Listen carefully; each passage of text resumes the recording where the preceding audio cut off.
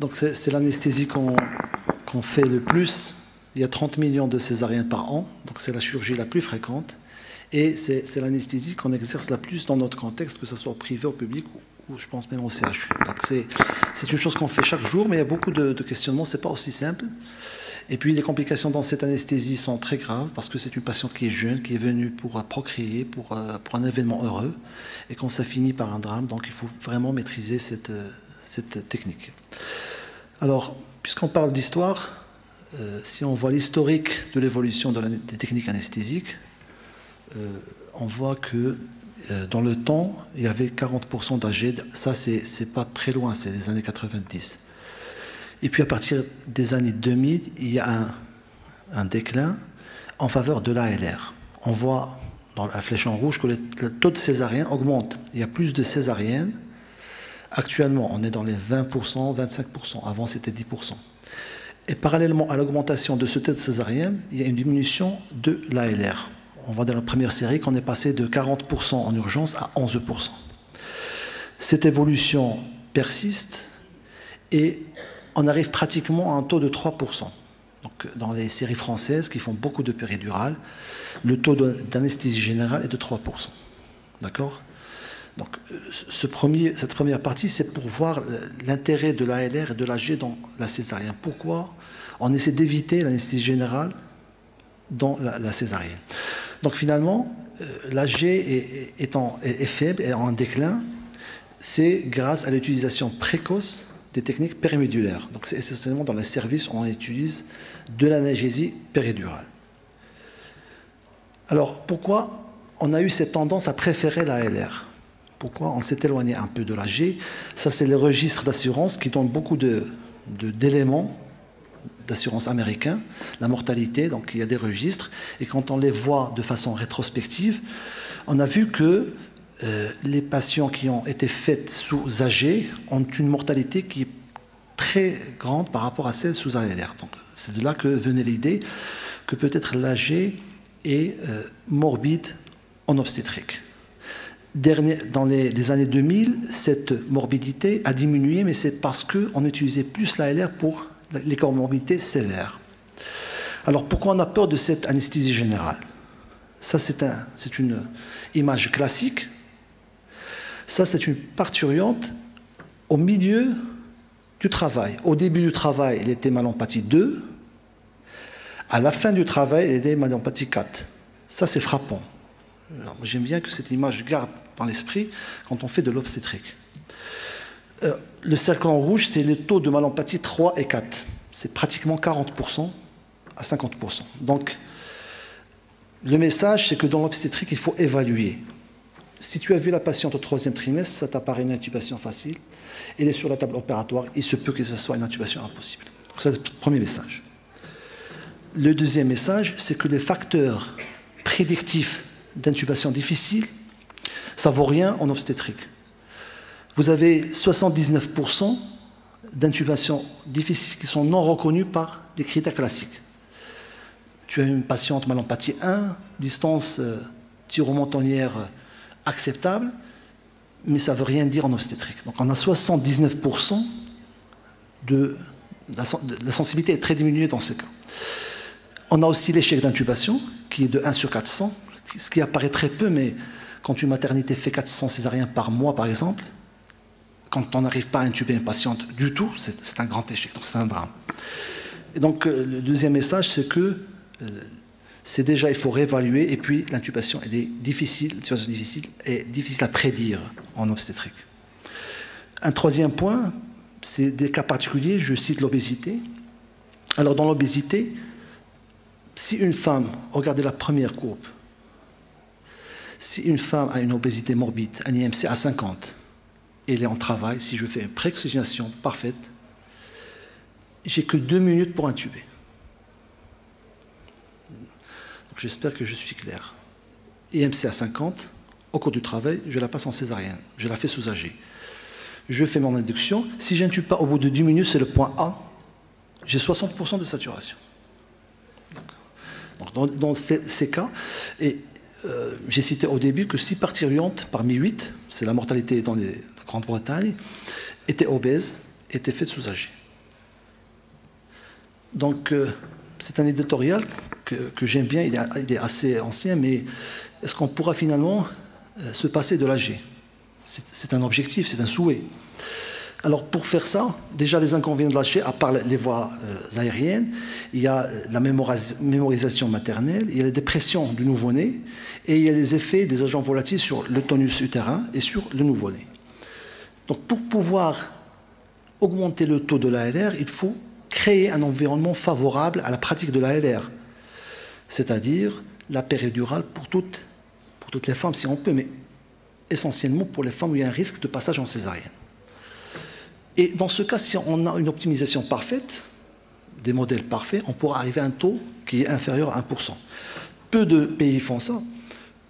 Dans certaines maternités de Californie, on arrive à ces taux de 0,8%, 0,7%, mais ils ont une organisation qui est idéale. On n'arrivera jamais à ces taux, mais au moins essayer d'arriver à 4%, 5%, qui est la plus fréquente dans le monde. Donc finalement, quelles sont les indications de l'AG? À quoi on peut laisser l'AG? On n'a pas le choix. C'est les contre-indications de l'ALR, une coagulopathie par exemple, le refus de la patiente, l'hémorragie maternelle, reste la bradycardie fœtale prolongée. Je ne sais pas, est-ce qu'on a invité des gynécos dans la salle? Et là, c'est la discussion, parce que c'est là où on a le dilemme entre bradycardie fœtale, est-ce qu'on fait l'AG, est-ce qu'on fait l'ALR? On va voir qu'on peut faire de l'ALR sous certaines conditions. Donc, voilà, on a dit que l'ALR, c'est la technique de choix, c'est la technique qui doit être par défaut, sauf pour certaines indications. Alors, comment la faire? Parce que si on ne fait pas une bonne ALR, si on ne fait pas l'ALR dans les bonnes indications, ça sera l'échec. Et justement, c'est ce qu'on rencontre dans certaines pratiques. On essaie de la faire dans tous les cas, et finalement, c'est l'échec si on ne la fait pas avec la bonne méthodologie. Donc en urgence, il faut d'abord avoir le même discours avec les obstétriciens. Peu de nous ont cette classification, elle est classique, elle est très ancienne, c'est les codes rouges, orange et vert. Très peu ont cette classification qui est simple. Quand un obstétricien te dit c'est un code rouge, ça veut dire qu'il y a un risque imminent, soit pour la mère, soit pour le fœtus. Et donc là, il faut que le délai d'extraction soit fait dans les 15 minutes. Le code orange, il y a un risque pour le fœtus ou pour la mère, mais là, on a un petit temps, ce n'est pas imminent, c'est 30 minutes. Des indications, par exemple. Pour le code rouge, c'est la rupture utérine, la prostidose du cordon, c'est l'exemple type, c'est la prostidose du cordon. Quand il y a une prostidose du cordon, l'obstétricien te dit, voilà, il faut faire une anesthésie. Là, c'est un code rouge. Le code vert, c'est, on a jusqu'à 1 heure, c'est par exemple la dystocie après un déclenchement. Alors, si on veut être simpliste, dans le code orange et vert, on a le temps. On peut faire l'extension de la péridurale ou faire une anesthésie. Le problème se pose dans le code rouge.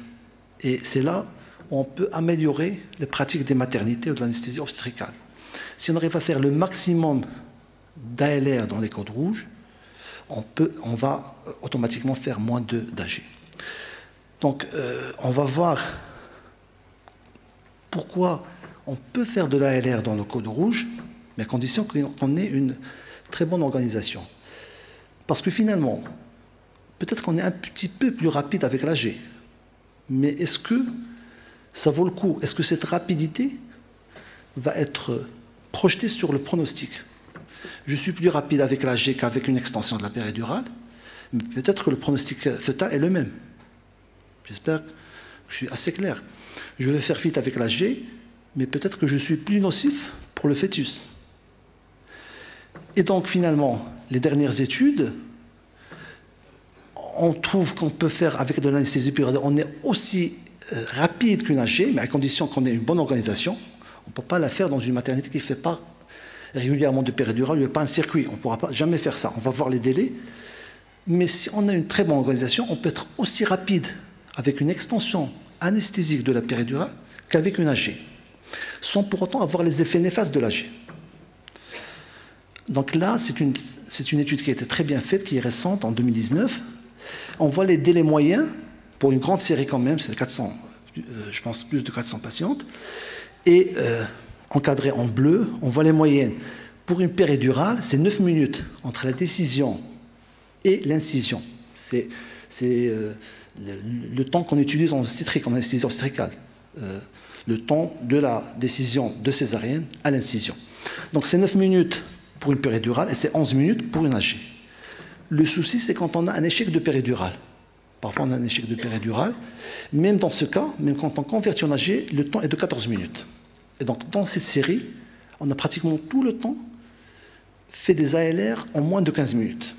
Donc, ça prouve que, idéalement, si on fait une très bonne organisation et si on a une bonne péridurale, on peut convertir une ALR analgésique en une ALR anesthésique, même dans les codes rouges. Donc, la conclusion de cette étude, bien qu'il a montré beaucoup de chiffres, sa conclusion était simple. Faire une insertion précoce d'un cathéter péridural quand on a un facteur de risque de césarienne en urgence. Donc, si je veux réussir cette conversion anesthésique de la péridurale, quelle est la molécule que je vais utiliser? Je pense que tout le monde utilise la lidocaïne, justement parce que les premières études, elle est d'absorption rapide. C'est vrai qu'on ne l'utilise pas dans la anesthésie parce qu'il y a ce problème de lésion des racines, mais on a la chance de l'utiliser dans l'espace péridural. Et donc c'est finalement, toutes les études sont claires, et ça date de 2008-2007, le débat est clos, c'est la lidocaïne, mais adrénalinée. Donc ils ont de l'adrénalinée qui est disponible, mais toutes les études, c'est 2% de lidocaïne, 100 gamma d'adrénaline et 100 gamma de fentanyl. Donc ça fait 20 ml.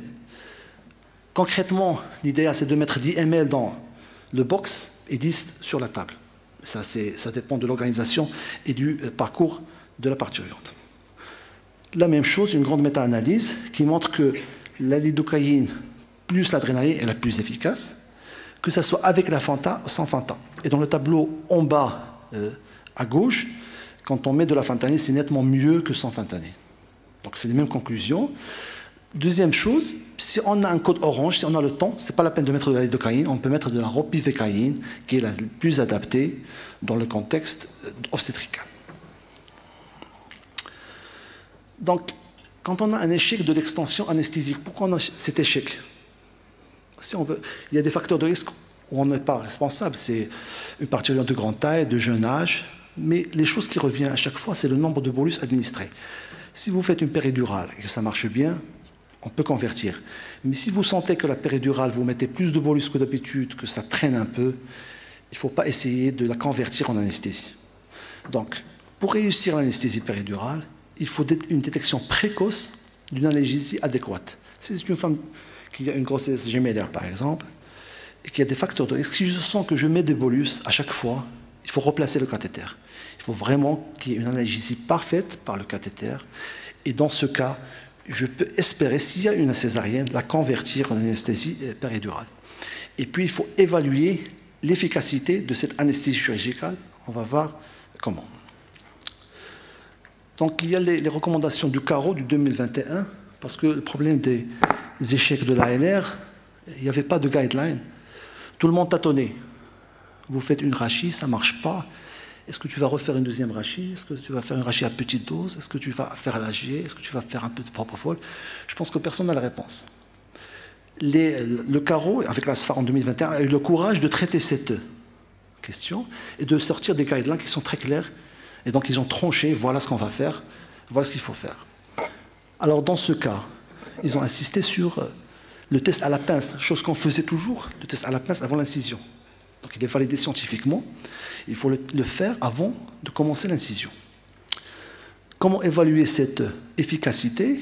Donc, il y a le test à la pince et il y a le niveau sensitif au toucher, à T6, ou au froid, à T3. Donc, il ne faut pas hésiter à faire cette évaluation, que ça soit symétrique, au niveau du thorax. Le niveau T6, T3, T4, T3, c'est éventuellement blanc. On peut tester notre bloc, est-ce qu'il est efficace ou non, et après tester à la pince. Si ça ne marche pas, et c'est un code rouge, c'est l'AG. On n'a pas le choix. Si c'est un code orange, et là la communication entre obstétricien et anesthésiste prend sa place, si on a le temps, on peut continuer la conversion en anesthésie péridurale. Alors, dans le cas d'échec de la péridurale anesthésique dans le code orange ou vert. Vous avez un code, vous avez le temps, vous avez une péridurale qui n'a pas marché, d'accord? Et vous voulez faire l'extension de cette péridurale. Quels sont les choix que vous avez? Si on veut être interactif. Donc ça, je vais faire l'extension de la péridurale. Et là, il y a le risque de toxicité. Je mets beaucoup d'anesthésiques locaux parce que quand même, j'étais dans les 20 cc d'oxylocaïne. Je ne sais pas est-ce que ça marche ou non. Il y a le risque de faire une rachianesthésie. Il y a le risque d'avoir une périrachie, une rachie haute, par deux mécanismes.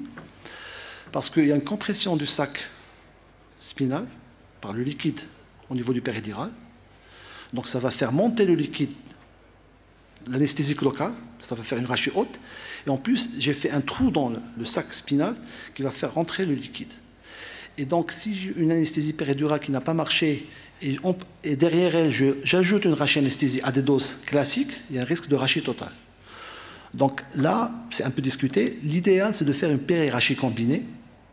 Même si je fais une rachianesthésie, c'est la petite dose, et je vais titrer l'extension par le cathéter de péridurale. Donc, j'espère que j'étais assez clair concernant l'ALR pour césarienne en urgence.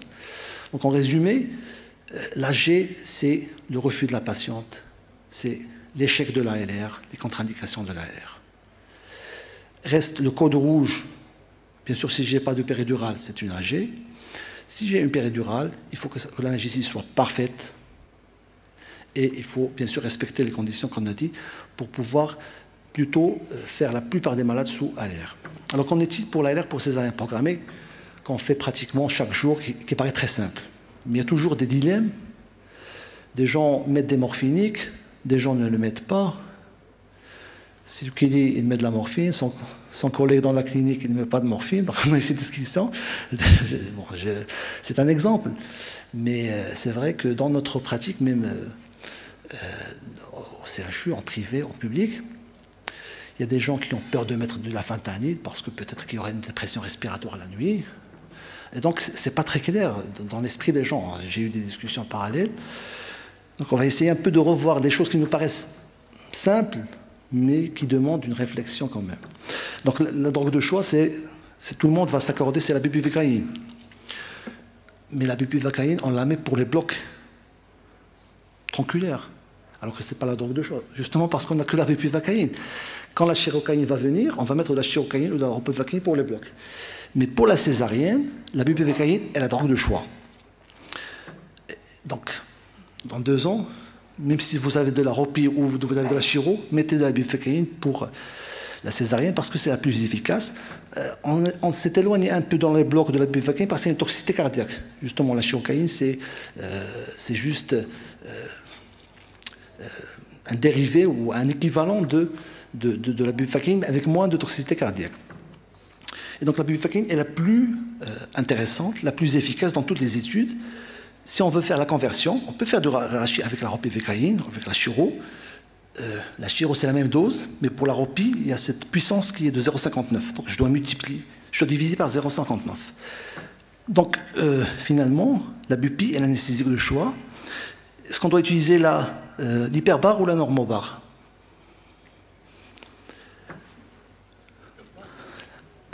Nous, on a la chance que de ce produit qui est disponible, c'est le produit qui est recommandé, parce que les gens ils font des études pour comparer l'hyperbare et donc finalement l'hyperbare est la plus intéressante dans la césarienne. Mais encore une fois, c'est le produit qui est disponible. Donc notre marcaïne et l'hyperbare. Et donc ça permet moins de conversion en anesthésie si on la compare par rapport à la bupivacaïne normobare. Une autre discussion qui est très intéressante, c'est quelle dose de bupivacaïne? Là aussi, c'est des discussions. Des gens mettent 15 mg. Ça m'arrive moi aussi. Donc ça dépend de... Si tu veux absolument avoir un bloc, tu as tendance à aller vers au-delà de 10 mg. Si tu as peur pour avoir une hypotension réfractaire, tu es un peu réticent. Ça dépend aussi du chirurgien qui est devant toi. Donc il faut dire les choses comme ils sont. Et donc, quelle est la vraie dose? C'est la vraie vie. Donc, quand on met 8 mg, Parce qu'il y avait des études qui montraient que parfois 8 mg suffisaient, 9 mg suffisaient. Ça suffit dans 3/4 des cas, mais malheureusement, ça ne suffira pas tout le temps. Quand on met, c'est une grande méta-analyse qui a comparé 8 mg, plus de 8 mg et moins de 8 mg. Bien sûr, quand on met 8 mg, on a moins d'hypotension, moins de nausées, moins de vomissements, mais on a plus de risques de supplémentation analgésique, donc plus de risques d'échec de l'anesthésie. La solution, la seule, c'est d'ajouter un morphinique liposoluble, soit la fentanyl, soit la sulfentanyl. Si jamais ça, je le répète à chaque fois, bien que on est un peu limité par l'obligation d'avoir de la fentanyl, d'avoir le vide, le risque d'asepsie, parce que quand même, si je fais ça et je colle une méningite à une parturiente, je serai plus nocif que bénéfique. Donc il faut absolument que ça soit stérile et que je ne mets pas de faute d'asepsie. Mais il faut absolument mettre de la fentanyl pour pouvoir diminuer cette dose d'anesthésie locale. Soit fentanyl, soit sulfentanyl. On va voir, il y a des discussions là, mais en gros c'est la même chose. En tout cas, ce sont des opioïdes liposolubles qui vont agir sur des récepteurs au niveau de la moelle et qui ne vont pas entraîner de dépression respiratoire. Donc quelle est la dose idéale? Quand on met 10 grammes de Fanta, c'est une étude qui est très ancienne, mais qui est une étude Princeps, qui était très claire, très bien faite. Le D50, ça veut dire 50% des femmes vont faire leur césarienne très bien. On voit qu'avec 7 mg de bupivacaine, on peut faire 50% des césariennes sans supplémentation. Mais bien sûr, notre rôle, c'est de ne pas laisser les 50%, c'est de ne pas faire de l'AG dans les autres 50%. Donc l'objectif dans la pharmacologie, normalement, c'est le D95. Et le D95 dans cette étude, il est de 11 mg, ce qui paraît logique. Donc, en gros, 10 à 12 mg de bupivacaine, mais à condition de l'associer à du morphinique liposoluble. Donc, une grande méta-analyse, comme j'ai dit, les choses ne sont pas, les dés ne sont pas jetés. C'est la discussion que j'avais avec le professeur Issaoui pour parler de sa communication de demain, pour dire que il y a toujours du nouveau, parce qu'il a la communication sur le cathéter, l'infection des cathéters, il y a toujours du nouveau dans la science, même si ça nous paraît figé.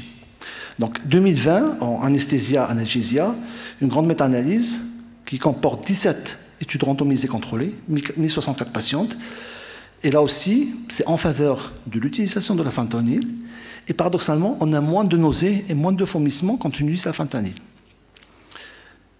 On a bien sûr une prolongation de la durée de la première demande d'analgésique et on a moins de supplémentation intraopératoire en analgésique.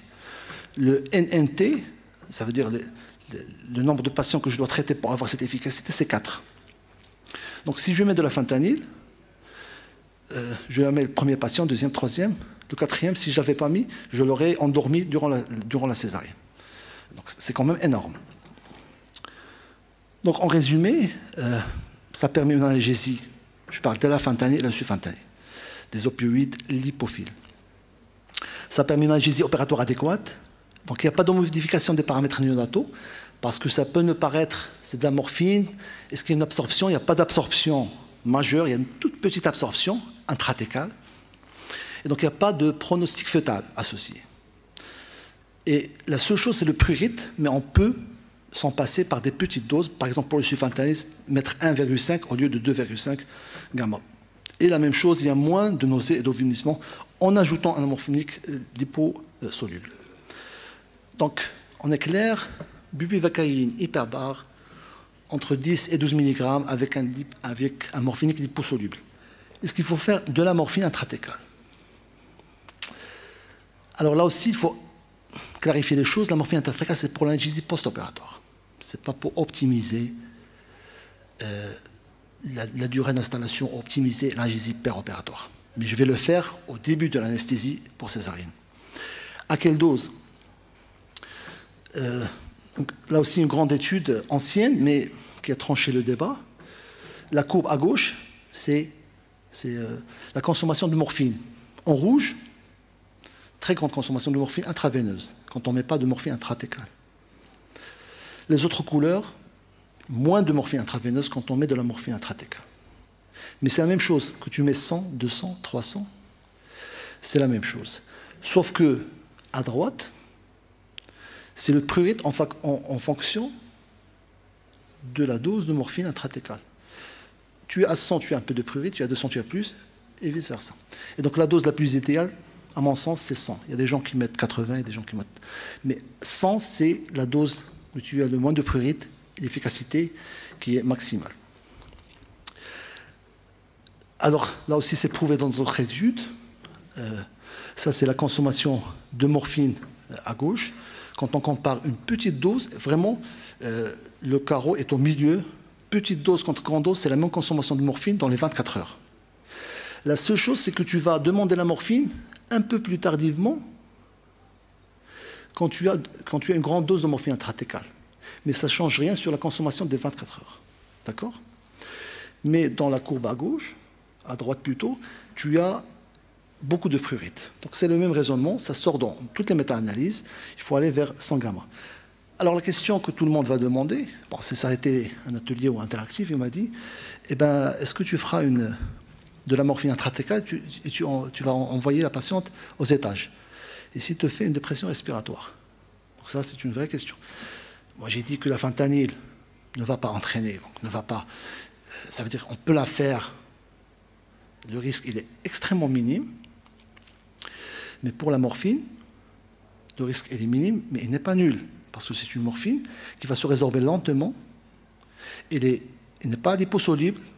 Il ne va pas coller à la moelle. Il va diffuser, mais il va diffuser lentement. Et donc là aussi, il y a les recommandations de la SOAP. C'est le carpo américain, bon, entre parenthèses. Ils avaient aussi ce problème parce que finalement, est-ce que je vais mettre la morphine intrathecale? Est-ce que je vais la mettre pour tout le monde? Donc ils ont proposé un algorithme qui est assez simple, même pour les Américains qui utilisent beaucoup de morphine, même à domicile. Alors l'algorithme, quand je mets 50 gamma, il n'y a pas nécessité de surveillance particulière. Entre la low dose, donc la dose moyenne, entre 50 et 150, donc notre dose recommandée, c'est 100. Si vous avez une patiente qui n'a pas de TAR, qui n'a pas d'apnée de sommeil, qui n'a aucune comorbidité, et dont vous n'avez pas sédaté, vous n'avez pas donné d'hypnotique, là, la surveillance va être très simple, comme n'importe quelle surveillance de morphinique dans l'étage. On doit s'habituer à faire ça. Ça veut dire la respiration et la conscience, chaque 2 heures pendant 12 heures. Mais quand il y a des facteurs de risque, quand je mets des doses supérieures à 150 gamma, là, il faut se mener dans moniteur, capnographie ou bien saturométrie de pouls. Ça, c'est la recommandation américaine. Donc, pour simplifier les choses, si on met 100 gamma, dans notre contexte où on n'a pas beaucoup où les gens de l'étage ne maîtrisent pas la gestion de la morphine, on essaie de choisir les patientes qui n'ont pas de TAC, qui n'ont pas d'obésité majeure, chez lesquelles je n'ai pas donné d'hypnotique. Et pour ceux, c'est autorisé de mettre ça, mais à condition de faire une surveillance régulière. C'est une femme qui vient d'accoucher, on ne va pas la laisser 12 heures parce que on va me dire que chaque 2 heures je dois passer, mais c'est une femme qui vient d'accoucher, il faut voir le globe chaque 2 heures, il faut voir l'évolution, sa fréquence cardiaque, chaque attention à taille, donc c'est logique.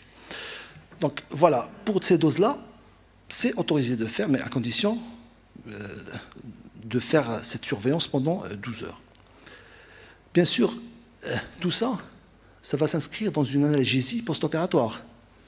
Je ne vais pas mettre de la morphine intrathecale et ne pas donner du paracétamol et des anti-inflammatoires. Donc je ne vais pas empiéter sur la présentation de l'analgésie dans la césarienne, mais puisque je vais mettre de la morphine dans l'induction anesthésique, je dois comprendre que je dois la mettre dans un contexte de réhabilitation précoce, c'est-à-dire je mets de l'analgésie multimodale, je commence d'emblée les paracétamol et les anti-inflammatoires, et je laisse la morphine en dernier recours, et de préférence en forme orale pour pouvoir faire sortir la patiente le plus tôt possible. Un exemple de protocole pour analgésie post-opératoire du Prospect, le groupe européen, qui est très intéressant. Donc lui recommande soit de la morphine intrathecale à 50 à 100 gamma. Si j'ai mis une périrachie combinée, c'est 2 à 3 mg dans le cathéter péridural. Et puis, comme on a dit, la paracétamol, l'ANS. Alors si je ne mets pas de morphine intrathecale, là, c'est l'indication des blocs de parois, de l'infiltration qui va être discuté dans la prochaine communication. Donc voilà, il reste 2-3 plaques. C'est l'échec quand j'ai une césarienne programmée, j'ai fait une rachianesthésie, aux doses qu'on avait dit, et j'ai un échec. Alors quand je parle de programmer, c'est programmé. Donc il faut attendre 30 minutes. Je ne vais pas faire ma rachianesthésie, ça c'est la recommandation. Je ne vais pas faire ma rachianesthésie pour une césarienne programmée sous prétexte que le chirurgien est pressé de faire une deuxième rachianesthésie. Donc les choses sont claires. Là aussi, comme j'ai dit, j'ai aimé le protocole du carreau parce qu'il est très simple. Échec complet à 30 minutes. Il est complet à 30 minutes. Donc il n'y a pas de... c'est définitif. Soit je mets une PRHI combinée, comme ça je titre. Sinon, une deuxième rachianesthésie parce que c'est un échec complet à 30 minutes. Si j'ai un bloc partiel à 30 minutes, ça veut dire que j'ai injecté un peu, peut-être j'ai retiré l'aiguille, donc il y a sûrement une cause. Là aussi, c'est la périrachie combinée qui est le choix. Mais là, ils ont recommandé aussi de faire des rachis à petite dose, à 7-8 mg. Et au cas extrême, c'est l'AG. Dernière insuffisance d'analgésie pendant la césarienne. Alors, j'ai fait ma césarienne et j'ai une insuffisance d'analgésie. Le chirurgien a commencé, il a fait l'hystérotomie, et là, la patiente commence à avoir mal. Alors, pour la première fois, on parle de complément intraveineux, parce que nous aussi, même nos résidents nous demandent est-ce que je mettrais du propofol. On était un peu, parce que vraiment, c'est une intubation difficile, c'est une respiration majeure, mais là, ils ont eu le courage de dire voilà, on peut mettre de la kétamine, de la propofol, des hypnotiques à des doses infra-anesthésiques. Bien sûr, si il y a l'échec, c'est l'intubation. Il n'y a pas de discussion. Il n'y a pas de sédation en obstétrique. Mais là, il parle d'hypnotiques à dose infra-anesthésique. Donc, on peut mettre de la kétamine, du propofol, et surtout des opioïdes, notamment la rémifentanil, qui a une cinétique qui est très particulière, qui se résorbe de façon rapide, et dont l'effet s'estompe rapidement. C'est un effet on-off. Donc on peut la mettre juste le moment de l'extrait de bébé, après il n'y a pas de souci, et bien sûr aviser le pédiatre. Alors il ajoute une autre chose, c'est qu'il faut savoir accepter l'échec de l'ALR qui peut mener à l'AG. Donc il ne faut jamais être têtu. Si c'est l'échec, c'est l'échec. Il faut bien sûr dans tout ça voir le contexte. Si tu as une femme qui a tous les critères d'intubation difficiles, bon, il faut vraiment essayer de retarder, il faut faire une PRHI. Il faut vraiment essayer de choisir la technique. Donc voilà, il y a toujours un contexte, c'est toujours une discussion. Mais il ne faut pas hésiter, il ne faut pas plutôt se borner et dire que je vais continuer en sédation. Si c'est l'échec total, il faut aller en anesthésie générale. Alors, la dernière technique, rapidement, c'est la périrachie combinée. C'est une technique que j'aime beaucoup, parce qu'on a beaucoup de cardiaques dans le service, par exemple. On a de l'HTAP, et on est émerveillé par cette technique, parce que quand on met 5 mg de bupivacaïne avec un cathéter péridural, moi j'ai eu une photo, bon, je n'ai pas eu le temps de mettre dans le diapo, et quand on descend la patiente dans le bloc, la courbe de l'artère ne bouge pas. Sur 30 minutes, l'hémodynamique ne change pas. Avec 5 mg de bupivacaïne, on n'a pas de bloc sympathique. Donc vous avez la même hémodynamique et des titrations dans la péridurale, ça te permettra de prolonger le bloc analgésique.